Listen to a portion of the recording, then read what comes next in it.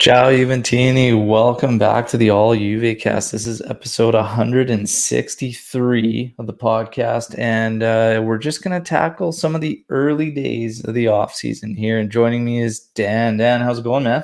Good, Al. Good morning. How are Yeah, you? morning. Definitely have a lot to talk about. Man. And we'll kick it off with, Alex P is joining us live. Papa Allegri is back.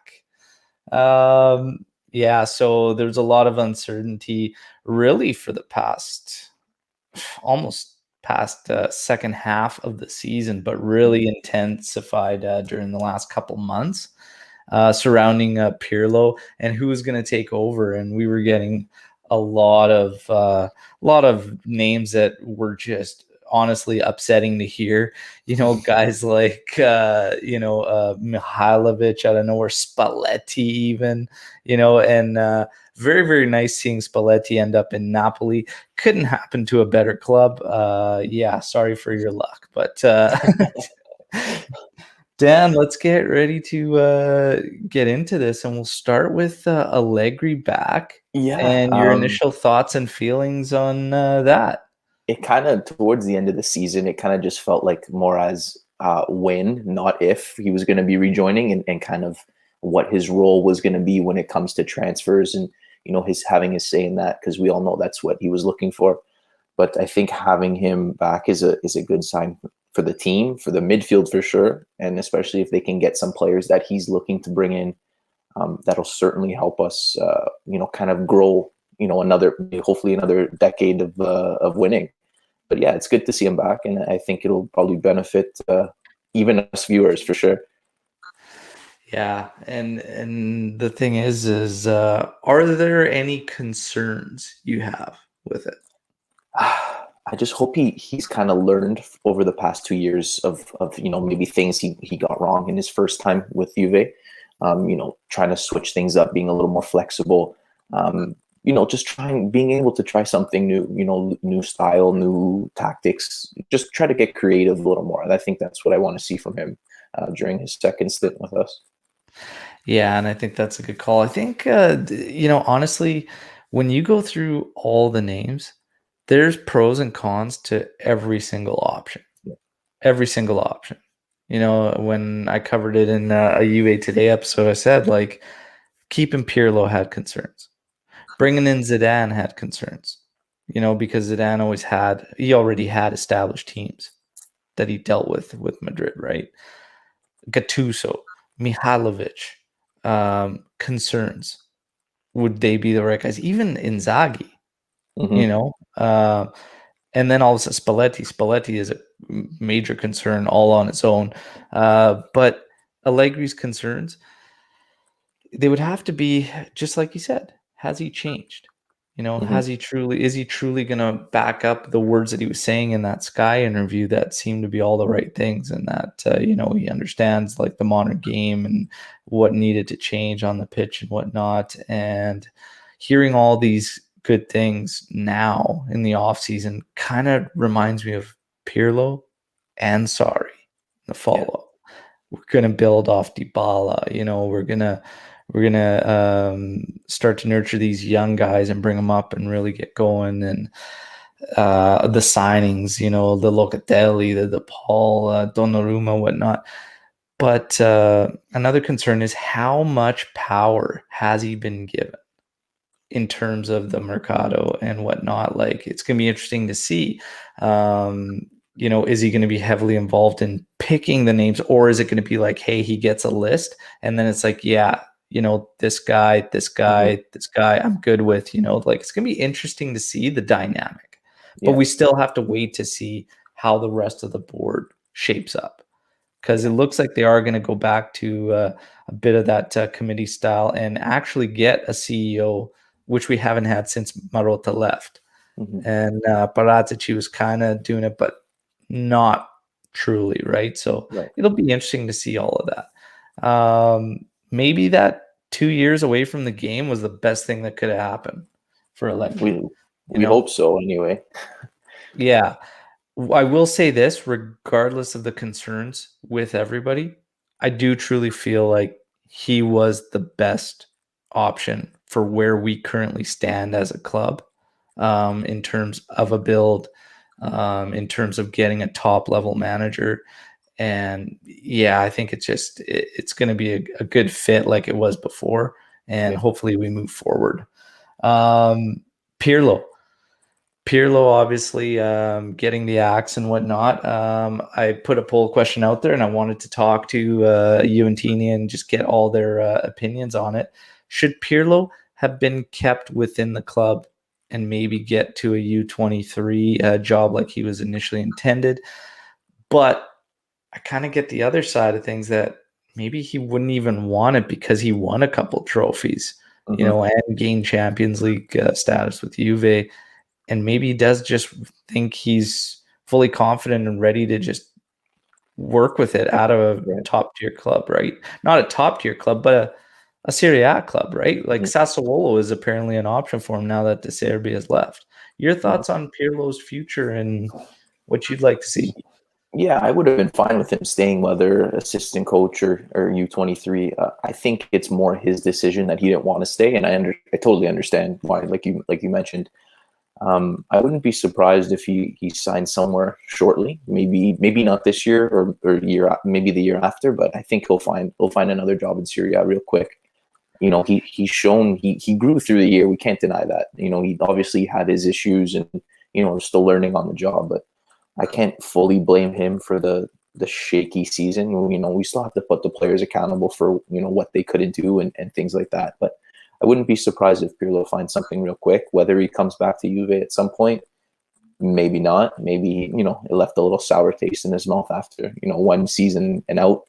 But I kind of feel bad, and I said this on Twitter. I feel bad for him, how it kind of went down, and the rumors of Allegri for practically 6 months of the year, saying he's coming back and Pirlo this and Pirlo that. So, I wish him luck. He deserves it. He's a legend for Italy, for Juve, and hopefully he can succeed somewhere else.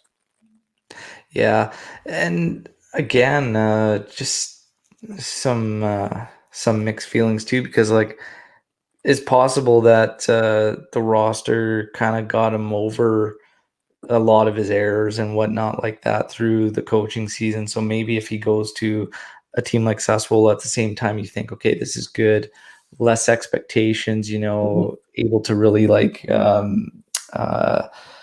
just build up his craft and whatnot. But then the other side of it is like, man, you don't have that strong roster, and you might get, exploited even more. And maybe it would be better for him to just take that step back and say, okay, I'm going to work on myself. And then my next, Serie A coaching gig, I'll be more than ready, right? But the other side of it is, man, what a season to get thrown into the fire with the amount of injuries and COVID and all that. So it's like, I mean, you could also make the argument he's, battle tested to just go in there and take one of these sides like Sassuolo. So it'd be interesting to see what Pirlo's future will entail. But I do agree with you, kind of feel bad. But yeah, I mean, honestly, for him personally, I think he's got to be somewhat happy that he got 2 trophies, qualified for Champions League in his first ever run with the club. And again, a lot of obstacles didn't work for him. Yeah, for a first-time gig, he did okay, and probably right where I expected, honestly. So, Dybala renewal. We're going to move on to Paulo Dybala. Allegri apparently is behind making everything kind of build around Paulo Dybala. And the rumors are that he's letting the club know that they need to basically start working on the renewal. And Romeo Gresti even reported yesterday that the talks are getting set up for next week. Initial thoughts on this one, Dan? I want to believe it, and I want to think it's going to turn out well, but we've heard this many times before, unfortunately. And I think if it's again, I'm not going to pay him 15 million to resign. I just don't think it's it's just not feasible. You know, if it's somewhere in the 10-ish range, I would be a little more, comfortable with that. But, everyone says they want to build a project around Dybala and he's influential and he's this and that. And I agree. When he's healthy and his mind's in it, he's great. But the problem is we don't see that enough. And that's what worries me. We're going to build a team around him. And then, in some of the big games, he doesn't feel like showing up. That's going to be a problem. Then again, if we can get it done and it turns out like Allegri will look like a genius if it actually happens. So he needs to be signed. If not, he's got to be gone this summer. That's pretty much what it comes down to. Yeah. Let's talk about, I've been reading all the comments through the news update videos this week, and fans are still split on keeping Dybala or moving him. You personally, is it a keep or is it a sell to tackle that number that we still need, which is 100 million by the end of June in capital? So what do you think there personally? Keep him or sell him? Are we including Ronaldo? Like, if we move Ronaldo, can we keep Dybala? Like, I'd prefer doing that, in my honest opinion. But then again, if Ronaldo's staying, then Dybala's pretty much got to go. It's got to be one or the other. But I prefer to keep Dybala. That would be my opinion. A little bit more long term there. Yes, exactly. Looking at that. So it's going to be interesting with Dybala. And it's interesting too, because Allegri kind of had a bit of he had some difficulties trying to get Dybala set up properly. Mm-hmm. We saw him shifted out to the wing. We saw him playing more in the midfield, whatnot. So it was kind of a weird thing there too. So hearing this again, I'm kind of like you, like, let's see what develops. Let's see if they're actually going to get this done, because this extension's been something that's been going on for so long now that it's just like, who knows what that's going to happen. I'll believe it when I see it. It'd be interesting to see how Dybala even feels about it, because even though those rumors are being thrown out there, maybe the relationship there, like, we'll have to see how that kind of plays in, because a lot of us have agreed there's been enough instances and things that have been happening between the club and Dybala that maybe the relationship, that the board's kind of ruined it. Maybe Allegri will be able to save that though and get Dybala to sign. But I think with the rumors of Cristiano Ronaldo seeking some other clubs out and trying to get a move, I agree with you. You've got to get one or the other. We can't lose both in a season. So I think because you're just not going to be able to find guys of that caliber, let alone multiple, right? So it's like, if you're losing CR, Dybala, renewal's got to be a priority. And losing Dybala on a free next season would be massive. So we'll see what ends up happening here. I think Allegri will end up getting Dybala to stay. If I had to say, like, it's going to come down to it, I think Dybala would stay. I think it's always been his, main desire. I think things got weird when they tried to push him out, almost seemingly out of nowhere, and push him out hard. That's where things kind of started to go a little sour there, probably from Dybala's eyes. But who knows? With Allegri coming back, maybe Dybala will even drop the number a bit.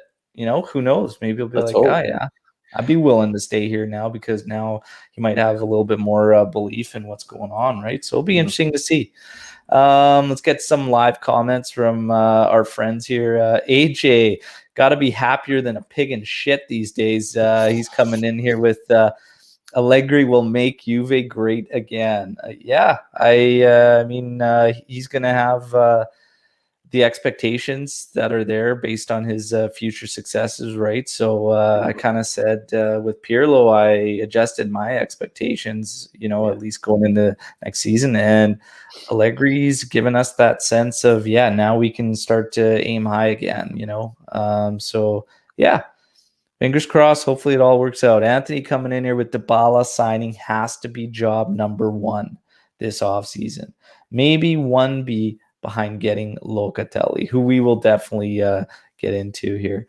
And now we've got Dybala had 3 excellent years under Allegri. It was only after Ronaldo arrived that fitting him became difficult. Yeah, I could say that. Dybala was a bit hit and miss, even in that setup coming off right wing or whatnot, but it was still doable. No issues there. So yeah, we'll end up seeing what's going on. Alex P saying Alberto mudded heavily with the return of the king. I don't know about that. We'll see. I mean, I just hope, again, going back to the concerns, I hope that the concerns that made the club want to change before don't come up again, kind of like what Dan said. So I think 2 years away from the game, and who knows, maybe this power now, this influence over the Mercado, let's kind of wait and see. Let's kind of wait and see how that develops. I think it would be normal for some people to raise concerns, as many have, because some of those dead weight guys and whatnot were his picks, right? So they still are, really. Some of them are still there. Yeah, so let's kind of wait and just see, right? But in terms of coaching and actually managing the team, there's really no fears there. But let's see how it goes. I think it'll be just fine. And I mean, I've been talking about this a lot throughout the season. Stability. You just need to create some stability, but they need to get a board now and build up this board that's going to actually be in sync with our manager. Because there's been so much, like such a massive lack of cohesion at the top throughout these past years in terms of the coaches they want to hire, in terms of what they're doing with the teams, and Agnelli pulling moves over Paratici and whatnot. Paratici circumnavigated Marotta to even bring in CR. Like, it's just, there's nothing stable from the top. So they got to start there and build a good board again. But nice to see a manager get some more sway. So see, hopefully it works out. Now let's get into the Donnarumma situation. Donnarumma, of course, Barca is apparently rumored to have matched Juve's offer, but Juve apparently had personal terms figured out from back in the winter. So apparently a deal till 2026 was worked out with Donnarumma and Raiola, whatnot. So this will be an interesting one to follow. Now, when it turned into, Donnarumma for sure going to be joining Juve. Now there's a bit of uncertainty. And also now the basically reports are that Szczesny needs to be dealt with before anything. So Tech, I think's got a solid market. You still have some fans, and here's the thing too. Now that Allegri's comes in, everybody knows about Allegri really liking Tech and whatnot, and it'd be interesting to see if maybe they just turn away from this whatnot. But I don't see it. I think Juve's going to lock in there, and I think they should really. Not a knock on Tech, just more the opportunity that's presented itself in a guy like that. So your thoughts on the whole Donnarumma situation, bringing him in? Are we kind of chasing something that we don't need to at the moment? I wouldn't say that. I just, first of all, I just don't want to get my hopes up that he's coming and then he doesn't end up coming, because that's gonna be a real piss off. But I don't know, man. Tech is, nearing, he's at 30, 31 now, I believe. How many years does he have left being a top keeper that everyone thinks he is? And obviously his market value is going down the longer you hold on to him. I just think, you have Donnarumma in his early 20s, he has a decade left at least of a career. And he's getting into his prime. He's probably not even in his prime yet. If the opportunity is there, you just have to take it. And honestly, you can worry about Tech after. You can move him. I don't think there's an issue moving him to EPL or maybe even Spain if there's a team there that's looking for someone.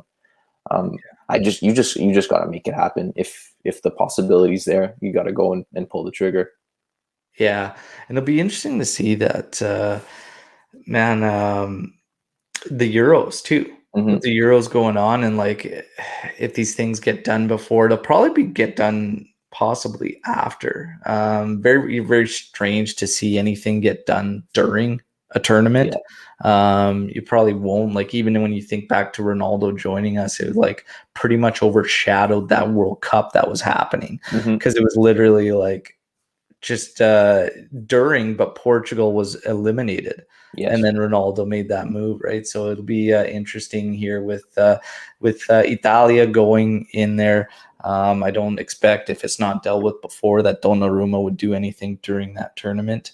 His focus will be on that championship. So be interesting to see. Of course, that'll kick off on Friday for the Azzurri facing Turkey. Probably see Demiral out there. We're excited that we'll have coverage for the Euro 2020s as well, following the Azzurri on hopefully a very, very deep run. So that'll be good, and that'll draw up some panels from us at the All Juvecast team. So if you guys are looking for some Azzurri coverage, you don't have to look too far. We'll be covering that too. So yeah, Donnarumma, I think it's going to happen. It's going to be a lock. But for Szczesny, again, no knock on him personally. Just I think the circumstances, you kind of nailed it on the head there, Dan, in terms of how much time Tech can really offer, and the replacement that's available at the moment in time. You hold on to Tech, and then for another 2-3 years. But what are your? Then you're gonna have to go and spend $50 million on a keeper. Like, if the opportunity is there now, it makes more sense. And I appreciate what Tech's done, but I just don't think he's at the same skill level, the caliber at Donnarumma is at at this young age. I think Donnarumma is already better than Tech, but maybe that's just my opinion. Yeah. And here we go, Anthony. Yeah, it's a no-brainer. So I'm shocked to see some Juventini out there that are just saying we're chasing something we don't need to, but I don't see it. Anthony, you signed Buffon 2.0, even if you're in a relegation battle. Alex P, I don't care if Tech sits on the bench and cries. Woo! AJ, Donnarumma will be done before the Euros. Yeah, I think so. And Troy coming in here with Tech was second best keeper this year. And this is another point that really hit home. Buffon at 42 years old, like literally was the guy this year. And if we're looking at that and Donnarumma is available, it becomes a no-brainer. And I know that Buffon's a GOAT and he's a freak. And I mean, he's still at a crazy level, still good enough to play. And he's going to be leaving. And I think, it's just that shines a big light. If all of a sudden Tech is your second best keeper and it's this guy you've been looking to move on from, and it's the guy you were literally brought in to fill his shoes, and he leaves, comes back as your backup, but then outplays you, it starts to raise questions, right? So absolutely. Absolutely. So Donnarumma, locks, gotta happen, gotta make that happen with that opportunity. I think Szczesny's got a good enough market that we won't get stuck. So we'll make that move there. CR7 swap. Okay, so CR7 swap. Now the talks are that Manchester United has reached out to Jorge Mendes, CR's agent. There's still some talks about PSG kind of in the mix. I like to talk about hypotheticals all the time, and the hypotheticals of Pogba and the hypotheticals of Icardi even. And Icardi isn't even a name that comes to my mind like when looking at PSG or whatnot, but there's still a lot of people, a lot of fans that say they would take Icardi and bring him into this Juve. And the Pogba one is still split too. And I had some comments throughout this week from Juventini that were saying if Pogba were to come, he needs quality midfielders next to him. We don't have a defensive midfielder strong enough. And I asked the question, well, if we bring in Locatelli, is Locatelli not strong enough to play next to a Pogba and help him out and make him excel? if we run a 4-2-3-1. Max might run a 4-3-3 like he did before. But this is interesting. For me, Pogba, if you have the opportunity, you can make it happen, is a no-brainer. Do you agree, Dan? I do, but my only concern is that you mentioned the 4-2-3-1, him and Locatelli. I don't know if I'd be okay with that, with those two as the kind of the holding midfielders. I just feel like Pogba needs someone else, he needs a 3-man. I feel like Pogba's better in a 3-man midfield. Yeah. Someone to cover him, someone so he can get more advanced. He's better higher up the pitch, like many like Arthur is, and a few others. So that would be my only concern. But yeah, if the opportunity's there, you take that 100%. You have to. Yeah, I think so too. The even in a 4-2-3-1, I agree with you. I think in a 4-3-3, where Pogba's got that freedom to move up and join the attack or whatnot, he would excel like he did before. In a 4-2-3-1, I think he still works. He's still such a strong midfielder. I think it'd still work. I'm not concerned with formation in terms of Pogba. I think his ability, his skills alone will help us. So I wouldn't be concerned. The flip side, Icardi. Icardi is an interesting one. For me, take all the bullshit aside, all the shit with Wanda and all that crap. Take that out of there. And you just break this thing down alone. Watching him with PSG, who's a highly attacking team, he didn't impress me. And I would like to see somebody a little more versatile than just that in the box striker or that in the box 9 that's very, very service dependent. I like a 9 that's a little bit more versatile. He hasn't really excited me. I'd probably chase a couple other names at PSG, but not Icardi. Your thoughts on Icardi and being a possible swap? See, I'm probably in the minority here, but if you're taking Icardi and some cash, I'd make that move all day, just because you can use that cash to fix other issues. You're getting rid of Ronaldo's salary, and then you have Icardi. Either you can sign another number 9 to you have 2 different options, whether that's Morata, whether that's a younger option, whatever. But I feel like they are, if Dybala does stay, him and Icardi would have a pretty good connection. I don't know, maybe that's just the Argentinian way. Maybe I'm just dreaming and seeing things crazy. But if you can move Ronaldo, save some money, and maybe even get some money back with Icardi, because we can't compare Icardi to Ronaldo. Obviously, not the same caliber player, but I think that would overall help the squad, depth wise, fix other positions that need some work. So I would consider it, but if the Pogba opportunity is there, you got to take that one. That would be priority 1. Yeah, and Icardi, for me, I wouldn't go that route, but a guy like Moise Kean and reuniting him with Allegri and whatnot. Kane's solid. We know that wouldn't be with PSG because Kane's going to be an Everton deal or whatnot, but Kane would be fantastic. Ryan throwing out there that Juve chasing Malin as well. So Daniel Malin, what is he, 22 years old for PSV? I'm pretty sure he's with PSV Eindhoven, but yeah, it's good to be linked with some younger forwards. And this brings us to Morata that AJ brings up. You mean someone like Morata in terms of versatility. Morata, 10 million loan. His wage is like 5 million. Do you renew that loan, Dan?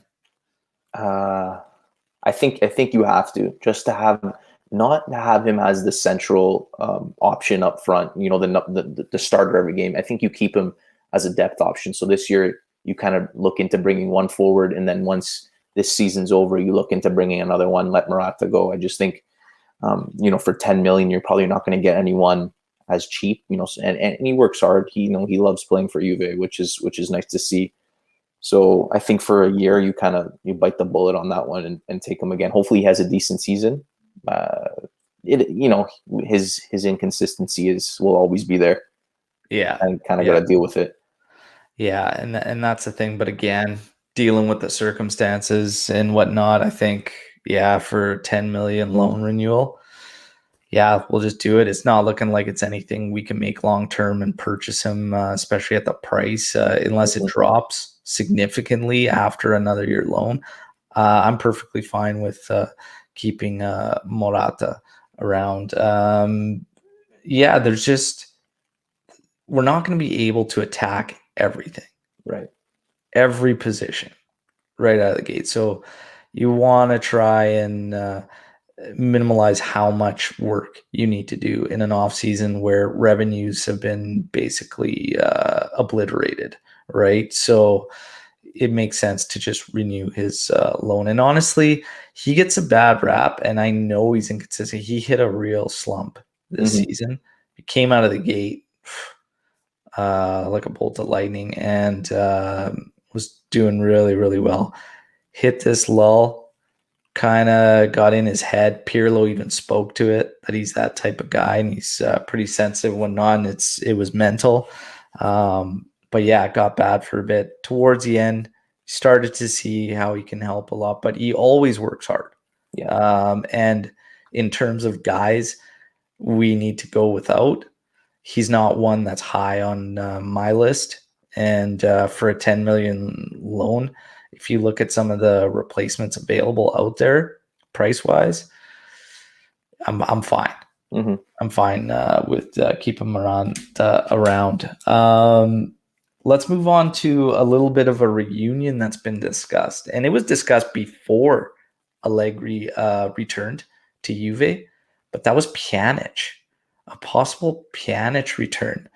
This one for me is just like, what in the hell are we doing? Like, he regressed quite a bit towards the end. Like, he was solid when he first joined us.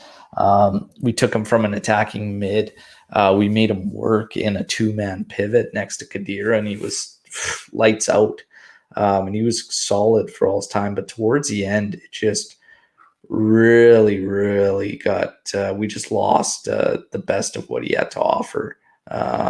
We even took his free kicks away, so he wasn't, getting those and banging those goals in at least anymore. And he really, just his imagination, the creativity, it all just kind of faded pretty hard too. And he goes to Barca and can't really break in that lineup. And this is one of the weaker Barcas of a while. So for me, it's just like, we shouldn't even talk about it. But your thoughts on a possible return of Pjanic? It's a hard no for me. Obviously, the 30s, the 30s hit him hard. Apparently, ever since the past couple of years, he's gotten worse. And as much as I liked him as a serviceable player, and he was, like you mentioned, he was great when he joined.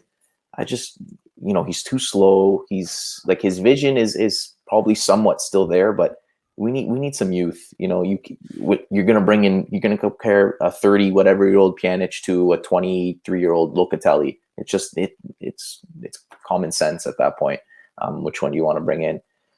Yeah. No, you just gotta. I think you gotta move on, cut the ties, and say that's about it. Forget it. Yeah, absolutely. And of course, as part of this Pjanic return thing, it was listed that the name's going out Ramsey, which is not a shocker, and I think he's public enemy number one in terms of guys you got to move. But the others are Artur, which makes absolutely no sense. And of course, during this offseason and the Mercado, all these rumors, you got to take everything with a grain of salt. And there's just no way Arthur can be moved based on the numbers that we brought him in for, because it showed massive capital. To try and make a move for him will be extremely, extremely difficult, which I can't see happening. So yeah, the Pjanic return is just it's funny, but I can't say. We know there's a strong relationship there between Allegri and Pjanic.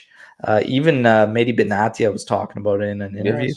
Yes. Saw all the postings. You see this morning, probably in terms of that interview and whatnot. But yeah, it's just not nothing we need to do. What a swing it would be to get Pjanic swapped back for Azzurri and work capital out for Juve again. Imagine fleecing them twice.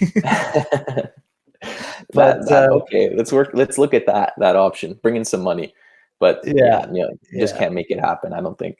yeah. So let's get to another one of the poll questions I had out there this week. That was Chiellini or Bonucci. Who would have more to offer us next season? So let's start there, Dan. I'm just gonna go I gotta go Chiellini, just because, like, yes, he was injured a lot this year, but still he was able to offer more when he played compared to Bonucci. Bonucci had his injuries and COVID as well, but he's lost a step. His passing is not nearly what it used to be either. And he's kind of a defensive liability now, which is what his purpose is, to play defense. So yeah, I don't see Bonucci going anywhere, unfortunately, but I would, if the rumors are true and they do re-sign Chiellini for a year, I'd be okay with that. I wouldn't necessarily move Demiral just to make it, just to make some money, but that's a whole other story. Yeah, there's so much to think about in this, because in terms of the leadership, in terms of the heart and all this, Chiellini's massive. It's massive. The influence he holds. But at the same time, it was really an eye-opener this year that we have not set ourselves up the best to move on from that spine, that core that we've relied upon so heavily this past decade. And we need to start doing that. If keeping Chiellini around starts to move us away from younger guys, and then, we're maybe pushing a guy out that we should kind of lock in on, it's kind of a tough one. Bonucci, on the flip side, there has to be something said for how many games he's played and the how little he actually misses, because he barely misses any time. He did have an injury towards the end here this season, whatnot, but really he's pretty much always there and available, which is big too. Ball playing ability, that's another thing too, because you will have Demiral, De Ligt, if you have De Ligt, if you keep him around or whatnot. Outside of that, like Danilo, that could fill in as a CB, who is better as that hybrid fullback CB. He can move the ball, that's fine. But there's a few things to factor in here. I think it's a tough one. The heart is like Chiellini, 100%, no question. But man, when a guy's got so many issues all the time for the past few years, it's really, really hard. It's really, really hard to make a case for not trying to form a new spine. But in terms of the two of them, pound for pound, if I had to pick, yeah, gut's telling you Chiellini will have more to offer, because the first job is defensive duties, right? And yeah, Bonucci has been on this kind of slide scale there. But there are some things, and again, just being that healthy body all the time, that's pretty big too, which Bonucci can offer you. But Demiral being sold and Chiellini renewal, let's talk as that being the headline. How do you feel about that, Daniel? I don't. Is there even talk about bringing anyone else in? Because if you're just moving someone young for capital gains and you're keeping a 37-year-old Chiellini, it just doesn't make sense. You're going to have him for one more year, and then you're kind of back to square one next season. As much as I love Chiellini, if he wants to stay and whatever, he takes a depth role with the team. He's there for leadership. He's there to fill in whenever needed. I'd be okay with that. But unless I just don't see, it doesn't make sense to me unless they plan on replacing Demiral with someone else, another young option. It wouldn't make sense for me to move on from Demiral just yet, unless there's a plan to capital gains, bring someone else in, put that money towards a left back. I don't know. for me, it doesn't make sense. Yeah. The funny thing is, like, you start looking at this, and again, it keeps going back to: are we moving in the future? Are we trying to hang on to this past thing? Like, this thing with Chiellini is so tough, right? And I don't know. I think honestly, like Demiral on his own is this weird thing that all these guys, all these fans talk about, that he's not good enough. Well, I think he needs time to kind of polish. And now the interesting thing is, a guy like Allegri coming in could be the best thing for Demiral. In terms of when it comes to defense and locking in on that, man, it's, for me, Demiral, like, I don't want to pull the trigger too fast. Yeah. But again, if the offer is good enough right now in terms of us having to generate some money, sure, you could do that. But a lot of people have fears in Demiral based on the style he plays, the aggression that he plays with and whatnot. And in a day and age where VAR comes into play, it affects him a lot, right? But he was solid. He was solid through the Coppa Italia matches against Merda there. Anytime he was paired up with De Ligt, it looked pretty damn good, And I'm not afraid to kind of make a commitment to him and bank him and whatnot. But with Chiellini, I mean, it's hard, man. It's like your heart's telling you, yeah, you keep him around. He's solid, went up, but honestly, the injuries, not only that, he started to make quite a few errors. He started to see some bigger errors, some very un-Chiellini-esque errors, but it's a weird one, man. I don't see this need, like a lot of Juventini are just get rid of Demiral. I don't see the need. And I just don't see a big offer coming in for him, something that would make it, a big gain. He hasn't played enough to prove himself that he's a big money player. But with that said, like you said, if the offer is big enough and you can, maybe bring in someone who I like, Matteo Lovato from Verona, young, promising, already playing with the U21s, I believe.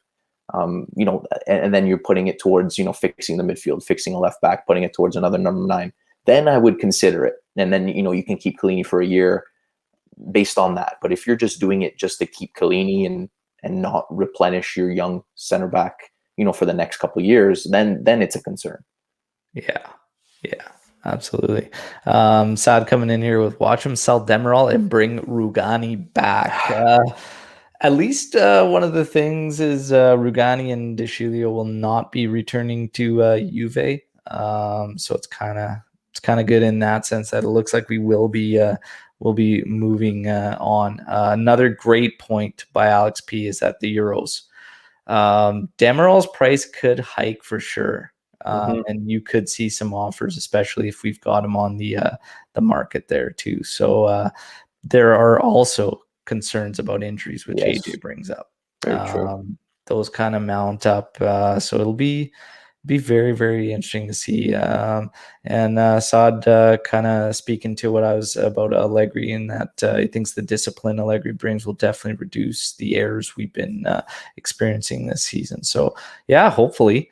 Because that's the most frustrating part when you look at this season, is that a lot of the damage that was done to us was from our own blunders, so see what ends up happening. But the Demiral one always lingering around. Locatelli and DePaul, I still see some Juventini that's saying Locatelli is not a name that excites them. That's interesting. Yeah, I see the reaction there. Your immediate thought when you hear that? I don't know what defensive midfielder they were watching on Juve this year, but Bentancur is levels behind Locatelli in that position. So, I don't know who are they looking for? Who do they want to? Who are they looking to sign? Because to me, Locatelli seems like a must. someone young 20s has been getting better every year with Sassuolo, constant playing time, co-captain, leads by example. He's always, in your face. He, great vision. We saw Bentancur making errors back passing, like that's a problem. You can't be having that. As much as you want to blame the coach for that and whatever, he's still the one making the pass. To me, it seems like a no-brainer that he needs, he should be priority 1 or 2 anyways. But yeah, DePaul too is a phenomenal player. Yeah. Your choice, if you could only pick one. I think you still got to go Locatelli, just because you need someone to sit in front of the defense, and Bentancur and Artur are not those players. Yeah. So you need a real regista. This is a hard one. When I had to sit there and think about the two, and a lot of the comments I was getting on the poll question on Twitter was actually the same. Mm-hmm. A lot of people, quite a few, were just like, "Man, that's really hard," because we need both of them. Yeah. We need that midfielder that has DePaul's creativity, that can drive the play forward, that can take guys on. Locatelli, we need Locatelli. We need a guy in front of the defense that can control everything, that's good in all phases of the game. We need that too. So it's a tough one. It's a really, really tough one. Gun to my head, though, Locatelli. Mm-hmm. Locatelli. I'm not. There's been such a massive jump with him from what we saw before and his time with Milan and whatnot, and then him to Sassuolo. It's just a massive, massive jump. He stepped in with the Azzurri there too, and we saw a couple showings from him, and one of them took him a little while to get in there, get comfortable and whatnot, but the next showing was really, really solid. Mm-hmm. Really, really solid. Even got a goal, a beautiful goal. I'm pretty excited on Locatelli. Yeah. And if there's Juventini out there that have concerns, I wouldn't have any. If you have concerns, please send me a message and we'll have a chat, because I don't know what you're watching. But yeah. Yeah. There we go. And we got some comments on the Locatelli discussion. And American, most people don't watch Sassuolo. He will show how good he is in the Euros. Yeah, we'll see. He should be getting some minutes. I mean, Jorginho, Barella, and Verratti would probably have to be the top options. I know Verratti is still trying to get back in the fold, so his timeline, and that might open the door. It'll be interesting to see. But yeah, he should be definitely getting to shine there. Ryan, trust me, Locatelli will be a star. And Alex P, Locatelli, make Juve Italian again. Make Juve Italian again. And there we go. We should try and regain some ties to the Azzurri. I think the history of Juve being the most successful team in Italia and whatnot, these guys know what it means, and it's a bit different than when you're getting those foreign guys. Yes, so it'll be interesting to see here. But I think getting those ties will be big to getting that connection again.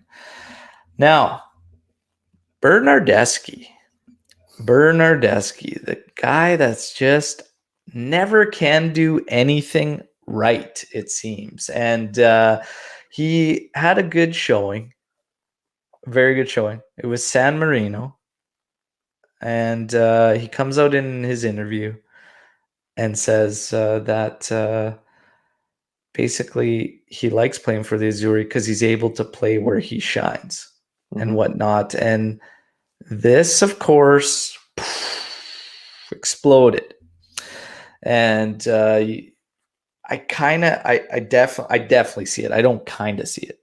He's had a lot of opportunities at Juve, and he's played positions very close to his natural position that he came to us when he started off with Juve.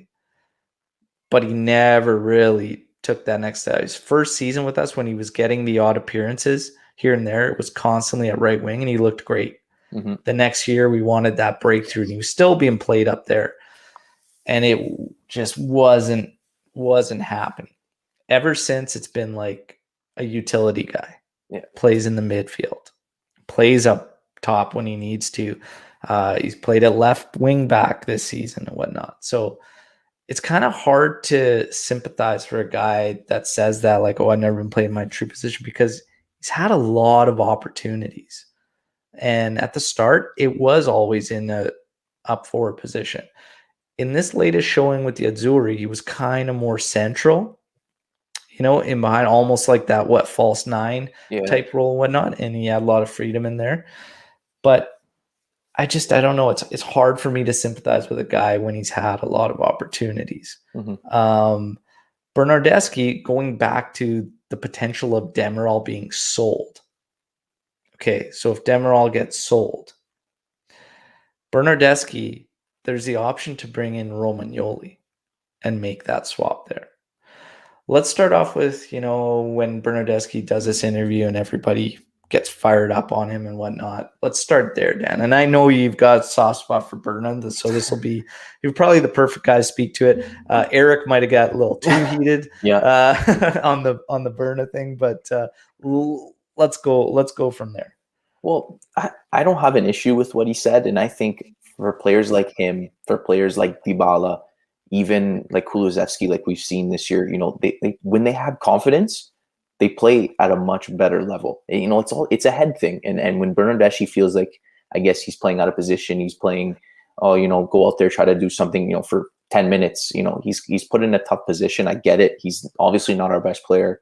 He's, limited in certain areas, but I still feel like played in the right position and with the right coach, with the right with his right mentality, he could be influential in certain ways. Obviously he's not going to start every game. He's not going to be a constant, player, but he has the ability to do something. I had a whole, not argument, but a whole conversation with people saying that he needs to be the number one out, and Ramsey's okay because he's versatile and he's good when he's not injured. The problem is he's injured 90% of the time, so it makes no sense to keep Ramsey. But whatever, that's another story. I do like Berna, I do, but then I think if this Romagnoli option is legit, I think you do pull the trigger on that. I feel like a left-footed center back is something we are missing. I know Romagnoli hasn't really lived up to his hype, when he joined Milan a few years ago. But I think he's a decent depth option at the back, especially if Demiral does leave. But then again, if the right option, the right price to sell, to move on from Berna comes, I think you have to pull the trigger. If not, you let Allegri work with him. He had some good times under Allegri. I wouldn't be surprised if they can make some kind of chemistry work again. So yeah, he's a tough character to support. But I still feel like he's shown so many bright spots. Earlier on in his Juve days, in his Fiorentina days, where he's skilled. He can do things. You just got to find the right mix, I guess. Yeah, I think it's just so hit and miss with him. That's the frustrating part, right? Is you could literally see him at the same position, and one match he'll give you some good stuff, and then the next he'll just fall flat on his face, which is so frustrating. And like, by falling flat on his face, sometimes it's literally that, like that highlight in the corner there where he took himself out on the flag. Like he takes you through all the emotions, man. But Bernardeschi is not high on the priority of guys to move. We need to put it that way. But there's a lot of Juventini that statement in its own will fire up. Like, they'll just be like, no, like, what are we doing? We're wasting our time with this guy. The Romagnoli swap is interesting. Yeah. Because if we do get, and here's the thing, it's the value, and we know that the number's high. It's 100 million euros to drop by the end of the June. Bernardeschi's not going to chip a big amount into that. Demiral could potentially get a decent deal, especially factoring how he does at Euros. We got him pretty cheap. Might be better to make that, and then you make that Romagnoli swap. But in terms of our team right now and guys we need to move, Bernardeschi's not on my radar of having to leave now. I agree. And Allegri coming back, yeah, that's got to kind of factor into that too. Because, I saw Alex brought up the point there, and, his worst years have been these past couple where he has been out of position, So maybe Allegri brings him back a bit. But again, utility guy is crucial in its own, right? And Bernardeschi is, again, when we talk about bodies available, that's big too. And he's pretty much always available. So that's something to keep in mind as well. But eventually, I think Bernardeschi now may not be the time, which I think we all agree on, but eventually he might be better off even for himself to play at like a Milan or whatnot, you know what I mean? And maybe regain his confidence and whatnot. I've never seen something quite like this, that a guy is so far down on the depth chart at his club, but plays very well for the national side and is always chosen for his national side. It's a very strange thing with Bernardeschi, and I don't know. It's just weird. He puts on that shirt and he's like, we're like, man, just give us even half of that all the time when you put on the Juve kit. It's really, really weird with him. But again, not on the radar of guys. Alex Sandro. Looks like he wants to stay and probably going to. And Allegri apparently has a lot of confidence. It was just some rumors or whatnot. At left back, Alex Sandro, your level of confidence in him going into another season, Daniel? Minimal. I don't know. Like if he stays as a depth option, or maybe he makes that transition to center back, because we do need a left-footed center back, obviously. Maybe, but you can't have him starting all the time, or even starting, once a week, every other week, whatever. He's not capable as what we saw when he first joined. I don't know. If you can move him, I would, but it sounds like that's not going to happen. There's many better options available, but I don't know. Yeah. Well, there's names at Atletico Madrid. One of them is Renan Lodi, and Bentancur being a name that could potentially work out a swap there. Lodi, would you even go with Lodi ahead of him? Yeah, I guess. And then you keep Sandro as his backup just in case. Maybe, I don't know. I can't see anyone being a downgrade at this point. He offers, like, yes, he's pretty good defensively, but offensively he offers very minimal going into attack. And he looks like he's getting slower.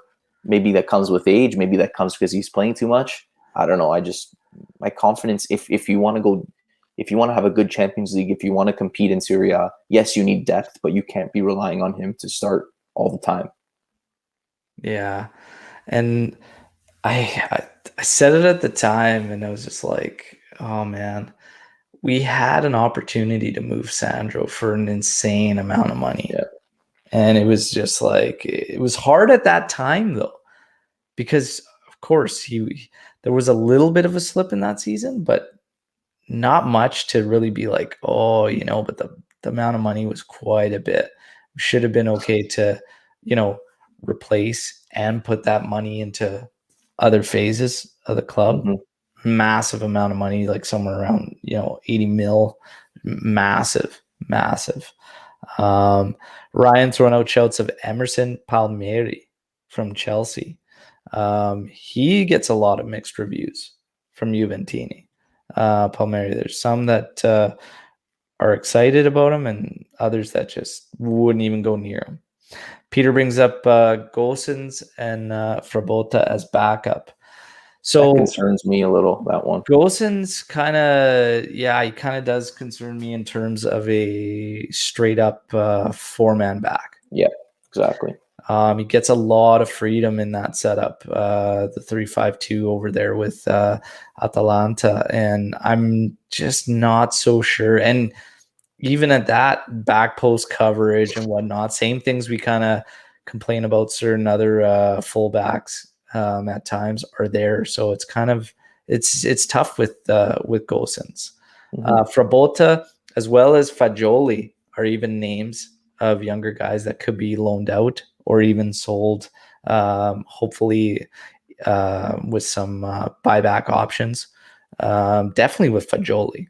And I think if he does get moved, it'll be with a buyback because we know how high on Fagioli Allegri was on the kid. So yeah, that'll be an interesting one. But Gosens, yeah, I'm not so sure. Not so sure about Gosens. But here's Tony again. He's Gosens with Pellegrini as a backup, and people are big on Gosens. But Sad, he kind of agrees with us that Gosens is a system player. Agreed. So yeah, it'll be interesting to see, and not only that, but the price too. Big number and whatnot. And again, like I mean, the Lodi signing, if we were going to move Bentancur or whatnot, be interesting to see. Here's a name that I'm going to bring up, and it's actually like frustrating that I think like the rumor was there's an offer out there, and it's for Çalhan Hakanoglu. Daniel, immediate reactions on that.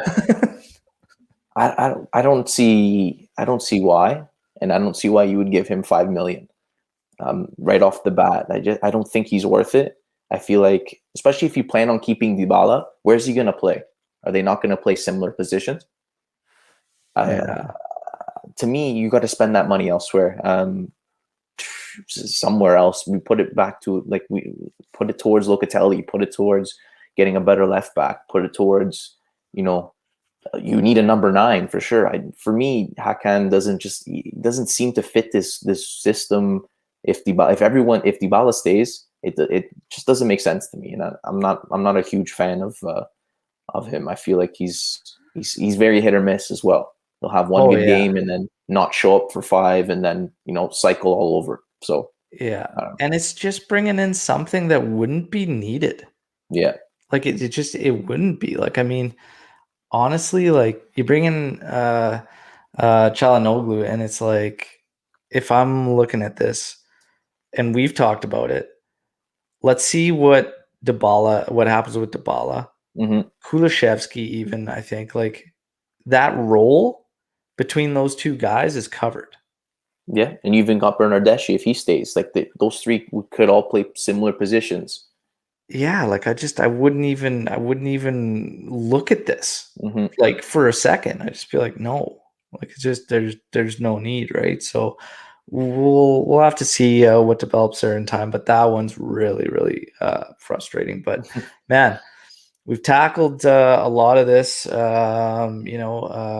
This Juve news. There's a couple other ones, and now like. SMS being brought into the mix, and I said out of these 2 guys, because at one point during the week it was reported that'd be DePaul or Milinkovic-Savic, his name being floated around. Out of those 2 guys, and everybody joining us live too, out of those 2 guys, who would you choose for this Juve club? Milinkovic-Savic or DePaul? Are we taking price into consideration here? Just taking it all into consideration, like out of those 2. I'd still take DePaul. I think I don't know. I just feel like he shows up more, especially on a weaker Udinese team. You see him more. Whereas at Lazio, there would be times where Savic is kind of he's there, but he's not there. Luis Alberto will step up, or Immobile will step up, and Savic is kind of just sitting at the side there. To me, the more I've seen of Udinese, the more DePaul continues to impress me. He's so versatile. He gets involved offensively, defensively, can make a great pass. He's just a true he's a true box to box midfielder. He can pretty much do it all. Whereas Savic, I feel like he's been a little overhyped. With a 100 million price tag now down to 80 or whatever it is. You're gonna really spend that money on him, where you can get DePaul for probably half of that? I would say no, but yeah. And like the thing is, between the two, if we're going after midfielders, like again, factoring in this Juve club, like Milinkovic-Savic, I think again gets the benefit of how Lazio plays Mm-hmm. and gets to advance like a lot. And it helps him. It helps him out big time. And if we're going with like a 4-2-3-1, just don't see it. He's like, Yeah. it's just not going to be a fit. If we go 4-3-3, even, I just don't see it being a fit. And he's struggled at the national side in a completely different setup. There's been times I've watched him. He's been invisible. Mm-hmm. And that's a concern. And he is hit and miss. Yeah. He is hit and miss. And when you look at DePaul and you look at what he does on a Udinese side, where he's not offered a freedom like SMS has with Lazio, and you factor in the traits that he possesses that we need in terms of the creation and stuff, especially with some uncertainty around maybe a guy like DePaul or whatnot, DePaul can slot into any of those roles across the middle, and even advanced as a attacking midfielder. Yeah. Again, then you bring in the money. I'd lean towards DePaul. Yeah. Me personally, but again, to each their own. As AJ comes in with SMS, Anthony comes in SMS, Alex P saying DePaul for sure, and SMS still can't play 90 at match pace, and he's pretty much dead after 60 minutes. Mohammed with DePaul. So yeah, it's an interesting one, for sure. And it was very, very close on the poll too. I mean, I think it was like 56%, 44%. I think Milinkovic-Savic was in the lead. So it's very, very interesting. Interesting one. As we wrap up, we talked a bit about the Euros upcoming, and we're going to go with, covering the Azzurri on hopefully a deep run and whatnot. Yesterday, a couple of the Azzurri squad members celebrated a Champions League title. As Chelsea won a pretty drab affair, if I have to be honest, but they won. And this is just, it doesn't really have anything to do with anything, but it was interesting for me, the conversation that got brought up, because we had Emerson Palmieri and Jorginho celebrating, and they had a half flag of half Italy and half Brazil. And I saw a friend of mine on Twitter there actually get pissed off about it. And just saying, right before Euros, and these guys are doing this and whatnot, like you better be playing hard or whatnot. Like I can't even support them for the Azzurri because of this whatnot. And I thought, wow, like I looked at this and I was like, it doesn't even really bother me that much, because I'm just like, they're obviously showing they're proud of their roots or whatnot, which of course is Brazilian and whatnot. And we've had a long list of guys that have represented the Azzurri, and good ones too, that had a combination of nationalities. And one that stands out to me was Moro Camoranesi, who was absolutely massive in 2006. But then this brought up the discussion too, that he would never sing the national anthem. And he actually said some words that I could see kind of bothering some, that was basically Camoranesi always saying he felt Argentinian, and it always brings up this question. And he's kind of the guy that posted this, my friend there with the flags and whatnot. He said, if Brazil called these guys up, they would bounce for them, no issues, like 100% and whatnot. And I'm just thinking, like, man, for me, as long as they give it their all when they wear that Azzurri shirt, I could care less. I don't care about the flag. If a guy sings, like I remember Toto Di Natale barely singing the anthem. As Italian as they come, man. It is what it is. Who cares? And maybe it's the North American side of me too, because we see the anthem at all hockey games, baseball games, like football games. Like and players either sing or they don't, you know. I've always just loved it when I watch the Azzurri because you can see that, and it's not normal in all these other sports for every guy to be doing it. So it's beautiful when you see it, and I appreciate it, whatnot. But it's not something I'm like, man, if he doesn't sing the anthem, like I'm not rolling with him. So it's just weird, this whole thing. Like, your thoughts on any of this? Yeah, I think that's a little extreme. I don't have a massive issue with it. You know, they're part. You know, they were born in Brazil, and you know they moved over to Italy. Whatever the case may be. I just, if like you said, if you're giving your all for the jersey that you're currently wearing, that's all that really matters. You know, Yeah. you'll see people swapping over nationality, you know, wherever they get the call first, kind of thing, and then that's who you play for. I think they just, at the end of the day, they want to play internationally, whether that's, you know, Brazil, Italy, Argentina, you know, wherever they get the call. You got to take your chance and hopefully you make it. To me, it doesn't really bother me too much. Yeah, it didn't bother me at all. And in terms of and you'll remember back in the day, like the old 6 days with Camoranesi not singing the anthem, did that affect you? He was literally the only one standing in that line. But that's It what I doesn't mean. bother me. You have the other 10 guys, you know, chanting, you know, screaming their hearts out. Isn't that what gets you motivated enough? Like that's what I want to see. As long as you know, now we'll have the likes of Donnarumma and Yeah. Barella and a few other ones, you know, screaming, and that's what you want to see. If not everyone, that's not their thing, that's, you know, it is what it is. It's not the end of the world. Yeah, and the other thing is too is like, you know, you're a fellow countryman of mine in Canada here, and it's Mhm. like, man, you know, we love the Azzurri. You know, we would still show respect to Canada, Mhm. whatnot, you know. And this question even got brought up to me on Twitter when I was talking about the Azzurri and whatnot. And it said, you know, if the two played, who do you support? Mm. And I was like, well, that's, you know, and there you go. There's the ties, right? For me, it's no question, because based on the memories and based on, you know, my father and bringing them all in and whatnot, and just the memories they've given me and the more affection I have for the Azzurri, Yeah. I support the Azzurri, but it's not, it would be bittersweet because I was born in Canada, you know, and I love this country, you know, but it's one of those things. So I have no problem with these guys having a half flag. Yeah. I have no problem with it. And Camoranesi not singing an anthem, like, the guy was an absolute beast. He was an absolute beast in '06. You Mhm. know, the words he said, not the most promising when he says, "I feel Argentinian" and whatnot.